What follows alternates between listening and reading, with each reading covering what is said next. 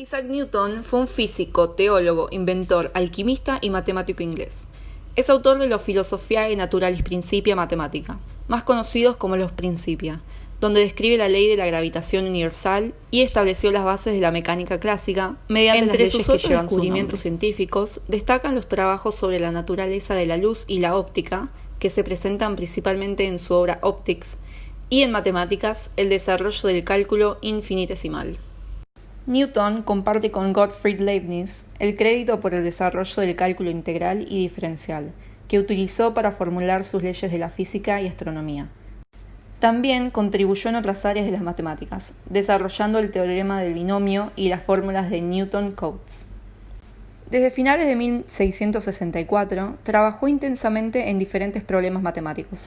Abordó entonces el teorema del binomio, a partir de los trabajos de John Wallis, y desarrolló un método propio denominado cálculo de fluxiones.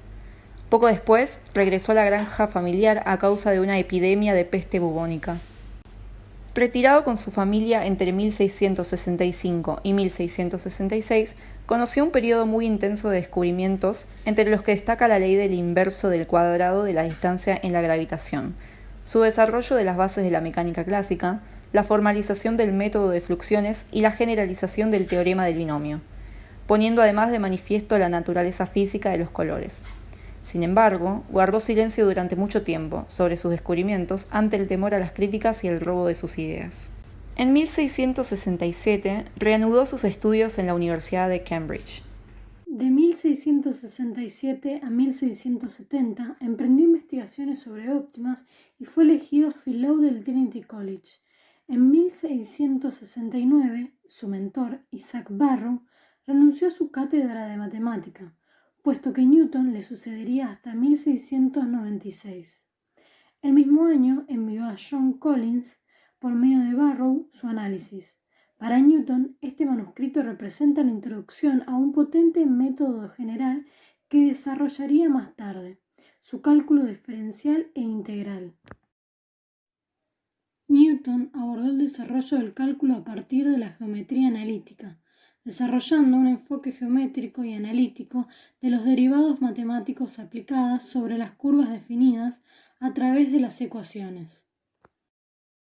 Newton también buscaba cómo cuadrar distintas curvas y la relación entre la cuadratura y la teoría de tangentes.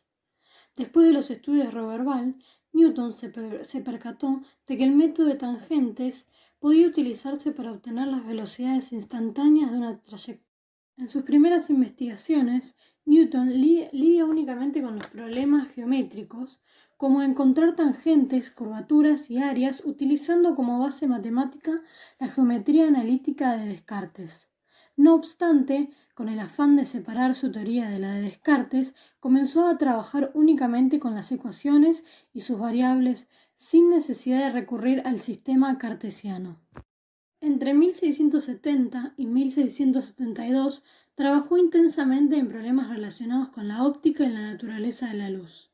Newton demostró que la luz blanca estaba formada por una banda de colores: rojo, naranja, amarillo, verde, cian, azul y violeta, que podían separarse por medio de un prisma.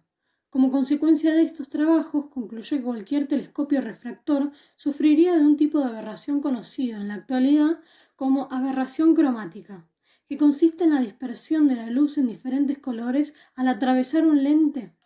Para evitar estos problemas, creó un telescopio reflector.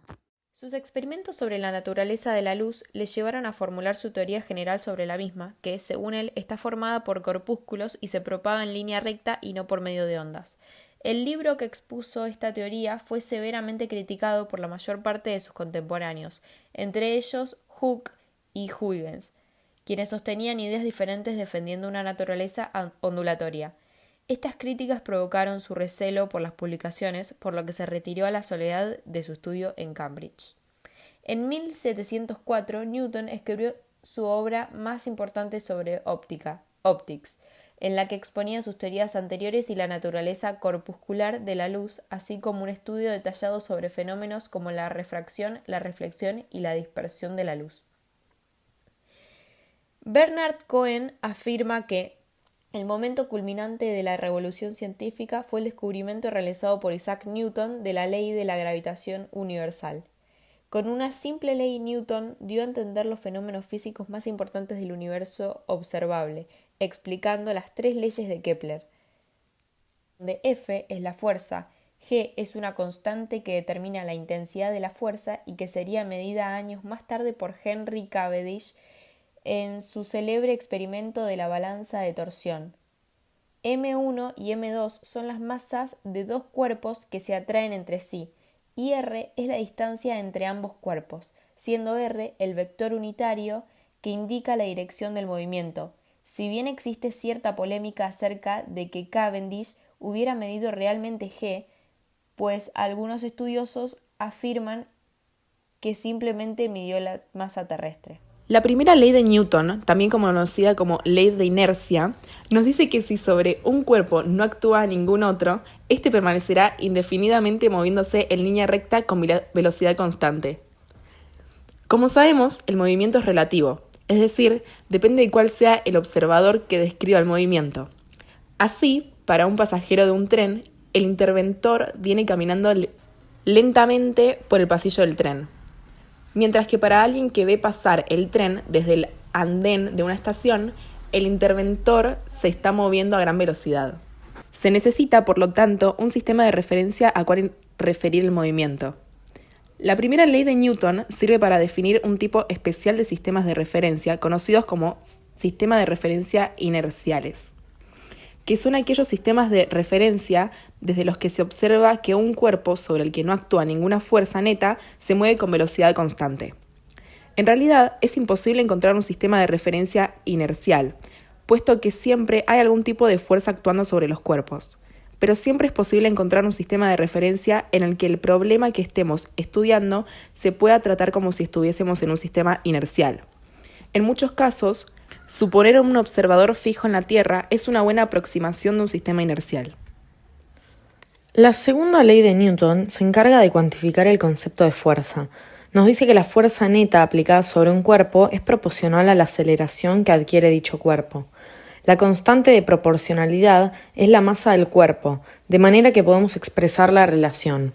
Tanto la fuerza como la aceleración son magnitudes vectoriales, es decir, tienen, además de un valor, una dirección y un sentido. La tercera ley, también conocida como principio de acción y reacción, nos dice que si un cuerpo A ejerce una acción sobre otro cuerpo, B, este realiza sobre A otra acción igual y de sentido contrario. Esto es algo que podemos comprobar a diario en numerosas ocasiones. Por ejemplo, cuando queremos dar un salto hacia arriba, empujamos el suelo para impulsarnos. La reacción del suelo es la que nos hace saltar hacia arriba. Cuando estamos en una piscina y empujamos a alguien, nosotros también nos movemos en sentido contrario. Esto se debe a la reacción que la otra persona hace sobre nosotros, aunque no haga el intento de empujarnos a nosotros. Hay que destacar que aunque los pares de acción y reacción tengan el mismo valor y sentidos contrarios, no se anulan entre sí, puesto que actúan sobre cuerpos distintos.